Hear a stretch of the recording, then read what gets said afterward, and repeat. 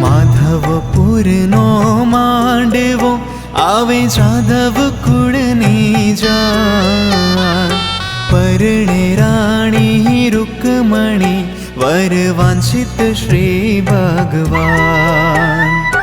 માધવપુરનો માંડવો આવે જાદવ કુળની જાન, પરણે રાણી રૂકમણી વર વાંછિત શ્રી ભગવાન. વર વાંછિત શ્રી ભગવાન.